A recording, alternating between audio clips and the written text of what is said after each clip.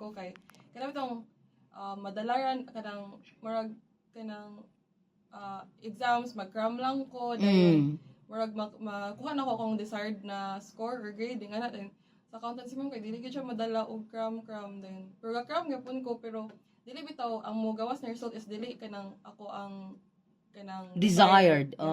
dayon kanang halfway dili siya halfway like first actually second sem sa first year nag-attempt kay kog drop nagkuha na yung dropping form kay dili kanang dili siya para sa kuha ma'am and kanang draining kay siya kay kanang di man sige kay study pero kanang itong kasabot bright pa nanta bali nga na murag kabalo man siguro unta ko ni pero dili na ko makuha na inig exam kanang among scores kay gagmay kayo kanang say kay ang highest kay igo ra nakatunga nga na gid siya ma'am. So meaning dili lang ikaw ang ga-struggle, apil imo mga classmates. So nga na imo gidibdib. Kuan ma'am kay kanang mara gusto ko kanang dili kay ko ing anak ka pressured siguro and kanang dili kay siya ka academically nga challenging pero gipili ko man na anak ko nga gusto ko og something academically challenging tas challenge ko rin. O niya di ay academically challenging gyud di ay.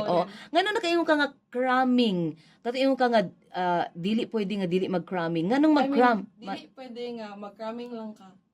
Ngano man? Dapat sige ka practice kay okay. Dapat constant practice ka ng solve ng problems. Kay dili lang analytical gid kayo siya ma'am and kanang tukutawan imong utok.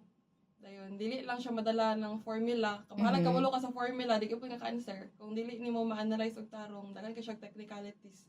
Tapos so meaning ang imong giingon di ba ingon ka imong strength is mathematics. Opo. Murag na overpoweran gyud ang imuhang di siya pure math. Dili ma'am. Kay nga naman. Mas more siya on comprehension, analyzation, dayon advantages lang siguro if na kay kuan sa math pero di ka siya magamit kay basic calculator man ginamong gamit ma'am. So kanang tilot man lang ingon nga plus minus divide times lang. And kanang uban ra gid nga subject ay mong kailangan og kanang algebra nga. So dili gid siya marag mo justify nga bright kag math pag accountancy ka. Marag dito na lang ka sa kanang uban na course man BS math or engineering kay ang ano gid sa accountancy is maayo ka comprehension, diligent ka mag-study, ayun kanang maayo kag analyzation.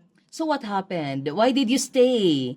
Kuan ma'am, gipugnan ko sa department. Really? Kay nakita nila ang imong potential.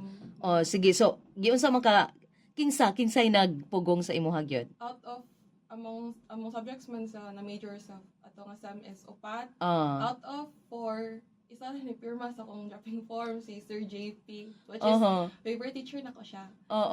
Hello to John Paul Rosario. Nag-law na si Sir JP karon. Hello John. Si Ma'am Elaine, si Ma'am Rose, ug si Ma'am Gloria. Kadi ko sila mapirma ang department chairman kay si Ma'am Elaine. Tapos wala na po si Ma'am Elaine, di ba?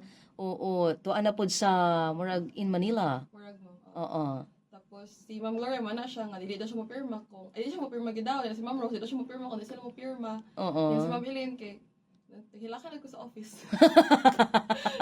Kay daghan mi nagdungan mi kay na murag as in pila mo upat. Then napag isa ka kauban ato nga. Kuan gid siya ma'am ga-exam gid pod siya. Tas kanang more pag ingon niya mo drop siya kay sige ra ingon mo shift na ko din. Murag kulang ra ko og kanang someone nga murag kauban siguro. Kuan din ana siya nga mo drop na daw siya good before man to sa midterm na mga exam. Dayon ana ko nga ako pod kanang seryoso na pod siguro ko ba ana ko nga mo sabay me then mo to nga word na taranta ta sila kay kanang murag okay mo among status tas hindi mo to mo hindi nagibuyan siguro.